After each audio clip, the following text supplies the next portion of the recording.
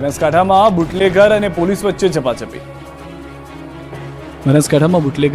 વચ્ચે ઝપાઝપી થઈ હતી। મગરવાડામાં બુટલેગરો દ્વારા ખુલ્લેઆમ દેશી દારૂ વેચાતો હોવાની જાણકારી પોલીસને મળી હતી, જેના આધારે પોલીસે બુટલેગરના અડ્ડાઓ પર તવાઈ બોલાવવા માટે પહોંચી હતી। ત્યારે દરોડા પાડવા ગયેલી પોલીસ અને બુટલેગર સામસામે આવી ગયા હતા। મહિલાઓ સહિતના લોકોએ પોલીસને કામગીરી કરતા રોકી હતી। જોકે પોલીસે 72 લીટર દેશી દારૂ, 20 લીટર વોશનો જથ્થો જપ્ત કર્યો હતો। 14,900નો મુદ્દામાલ પકડી પાડ્યો। સાથે જ એક સગીર સહિત 9 બુટલેગર સામે ફરિયાદ નોંધી હતી, તો 2 લોકોના ગેરકાયદે વીજ કનેક્શન કાપી નાખ્યા હતા।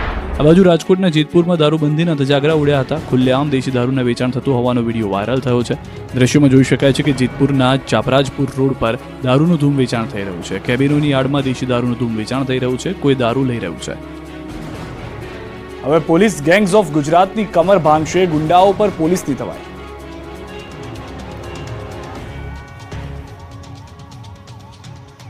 ગુજરાતમાં ગુંડાઓનું લિસ્ટ તૈયાર થયા બાદ સિંઘમ બનેલી પોલીસે હવે તવાઈ બોલાવી છે। ત્યારે અમદાવાદના રસ્તાઓ પર રાત્રે પોલીસે ડેરો જમાવ્યો છે।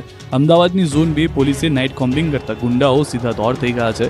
ઝોન 2 વિસ્તારમાં આવતા શાહપુર, રાણી, સાબરમતી, ચાંદખેડા વિસ્તારમાં ચેકિંગ કરવામાં આવતા લુખ્ખાઓ ભૂગર્ભમાં ઉતરી ગયા। પોલીસ અધિકારીઓએ બાઇક પર પેટ્રોલિંગમાં નીકળતા ફિલ્મના શૂટિંગ જેવા દ્રશ્યો સર્જ્યા। બીજી તરફ રોડ પર જતા વાહન ચાલકોનું પણ ચેકિંગ કરાયું હતું।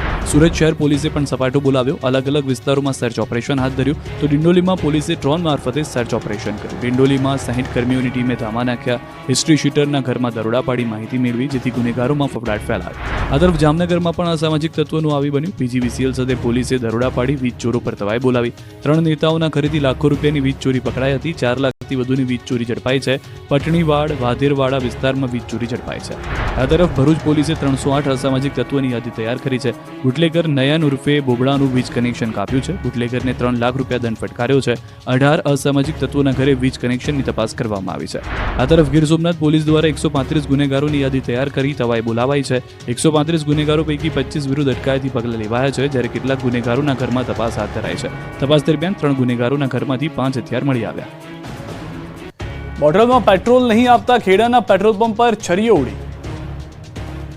પ્લાસ્ટિકની બોટલમાં પેટ્રોલ ન આપતા બબાલ થઈ ગઈ। નડિયાદમાં VKB રોડ પરના કુબેર પેટ્રોલ પંપ પર કેટલાક લુખ્ખાઓ પ્લાસ્ટિકની બોટલ લઈને પેટ્રોલ ભરાવવા માટે આવ્યા હતા। ત્યારે નિયમ મુજબ પેટ્રોલ પંપના કર્મચારીએ બોટલમાં પેટ્રોલ ભરી આપવાની ના પાડતા 4 થી 5 અસામાજિક તત્વોએ ધમાલ મચાવી હતી।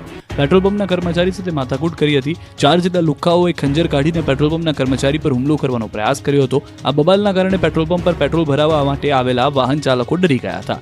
વિડીયો સામે આવતા જ પોલીસે 4 ગુંડાઓને પકડી લીધા અને બરાબરનો કાયદાનો પાઠ ભણાવ્યો। અમદાવાદના ચાંદખેડામાં પરિવાર પર હુમલાનો આરોપ। 10 લોકોનું ટોળું ઘરમાં ઘૂસી તોડફોડ કરી। 39 બંગલાવાળી તલાવડીમાં બન્યો બનાવ। ગઈકાલે પરિવાર પર હુમલો કરવામાં આવ્યો હતો। પોલીસ અરજી નોંધી છે।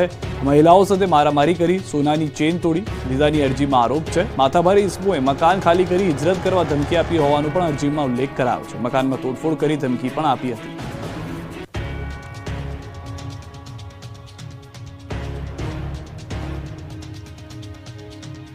ત્રણ શહેરમાં જોવા મળ્યો રફતારનો કહેર। વડોદરા કાર પલટી 3 ગોથા મારી ગઈ। વડોદરામાં ફરી એકવાર રફતારનો કહેર જોવા મળ્યો છે। પૂરપાટ આવતી કાર પલટી અને 3 થી 4 ગોથા મારી 5 થી 10 ફૂટ ઢસડાઈ હતી। હચમચાવી નાખનારા દ્રશ્યો વડોદરાના TP13 વિસ્તારના છે। પૂરપાટ ઝડપે આવતી કારે પલટી મારતા અકસ્માત સર્જાયો હતો। સીસીટીવીમાં જોઈ શકાય છે કે પૂરપાટ ઝડપે કાર આવી રહી છે, ત્યારે જ કાર ચાલક સ્ટીયરિંગ પરથી કાબુ ગુમાવે છે અને કાર પલટી મારે છે, દૂર સુધી ઢસડાય છે। જોકે સદનસીબે ઘટનામાં કોઈ જાનહાની થઈ નથી। પોલીસે કાર ચાલકની શોધખોળ હાથ ધરી। ખાનગી બસ અને રિક્ષા ચાલક વચ્ચે અકસ્માત સર્જાયો। ભરૂચના આમોદમાં પૂરપાટ આવતી બસ અને રિક્ષા વચ્ચે એવી જોરદાર ટક્કર થઈ હતી કે રિક્ષાનો બુકડો બોલી ગયો। રોડ પર રિક્ષાના ફૂરચા ઉડી ગયા। અકસ્માતમાં અહેમદ બામિયા નામના રિક્ષા ચાલકનું મોત થયું। અન્ય 2 લોકોને ઇજાગ્રસ્ત થવું પડ્યું। ઇજાગ્રસ્તોને આમોદ રેફરલ હોસ્પિટલ ખાતે ખસેડવામાં આવ્યા। ટ્રક ચાલકના બેફામ કહેરના આ દ્રશ્યો છે મોરબીના। માળિયા હાઈવે પર ટ્રક ચાલકે રીતસરનો આતંક મચાવ્યો। રોડનું કામ ચાલી રહ્યું હતું, બેરિકેડ મૂક્યા હતા, સેફટી માટે કોન પણ મૂક્યા હતા, છતાં ટ્રક ચાલકને એટલી ઉતાવળ હતી કે કોનને ઉછાળતો ગયો, જેથી રોડ પર સેફટી માટે રાખેલા કોનનો બુકડો બોલી ગયો। ટ્રક ચાલક એટલી સ્પીડમાં હતો કે જે આડે આવ્યું તેને ઉડાડતો ગયો।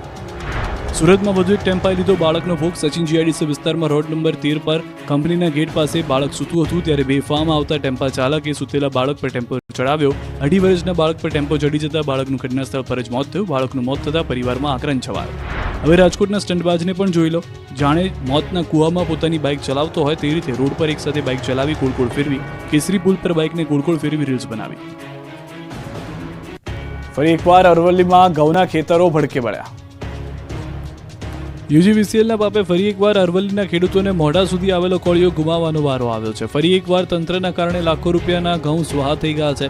મેઘરજના નવા ગામમાં 7 વીઘા ઘઉંના પાકમાં આગ લાગી હતી. ખેતર ઉપરથી નીકળતા વિસ્તારમાં તણખલા ઝરતા 7 વીઘામાં ઉભેલા ઘઉંમાં આગ લાગી હતી. ઘઉંનો પાક તૈયાર થઈ ગયો હતો એટલે ગણતરીની મિનિટોમાં જ આખી વિકરાળ સ્વરૂપ ધારણ કરી લેતા આખું ખેતર બળીને ભસ્મીભૂત થઈ ગયું હતું. ખેડૂતની નજર સામે જ મહામહેનત બળી જતા ખેડૂતને રડવાનો વારો આવ્યો છે. મોટું આર્થિક નુકસાન થયું છે. અમદાવાદના વટવામાં સિલાઈના કારખાનામાં આગ લાગી. અમદાવાદ શહેરના વટવામાં આવેલા કારખાનામાં આગ લાગી હતી. સિલાઈના કારખાનામાં ભીષણ આગ લાગતા નાસભાગ મચી ગઈ હતી. સૈયદનગર પાસે આવેલા સિલાઈનું કારખાનું ભડકે પડતા લોકો ડરી ગયા હતા. ઘરની બહાર નીકળી ગયા હતા. આગે ગણતરીની કલાકોમાં જ રૌદ્ર સ્વરૂપ ધારણ કરી લેતા અફરાતફરીનો માહોલ સર્જાયો હતો. તુરંત ફાયર વિભાગને જાણ કરવામાં આવતા 15 ફાયરની ટીમે પહોંચીને પાણીનો મારો કર્યો હતો. જોકે મોડી રાતનો સમય હોવાથી અંદર કોઈ ન હોવાથી મોટી જાનહાની ટળી હતી. રોડ પર ખાક થઈ ગયા ટ્રેલર. આગથી હાહાકારની ઘટના છે બનાસકાંઠાની. પાથાવાડા રોડ પર પૂરપાટ જતા 3 ટ્રેલરમાં ભીષણ આગ લાગી હતી. ધડાકા સાથે આગે વિકરાળ સ્વરૂપ ધારણ કરતા જાણે કોઈ ફિલ્મમાં આગના દ્રશ્યોનું શૂટિંગ ચાલતું હોય તેવા દ્રશ્યો કેમેરામાં કેદ થયા. આગ એટલી ભયાનક હતી કે ગણતરીની કલાકોમાં જ 3 ટ્રેલર બળીને ખાક થઈ ગયા. 2 ટ્રેલરમાં તેલ અને 1માં ચોખા ભરેલા હોવાથી આગ વધુ પ્રસરી હતી. એ સાઈડનો રોડ બંધ કરી દેવો પડ્યો હતો. આગના કારણે 4 વ્યક્તિનો આબાદ બચાવ થયો જ્યારે 1 વ્યક્તિનો મૃતદેહ મળ્યો.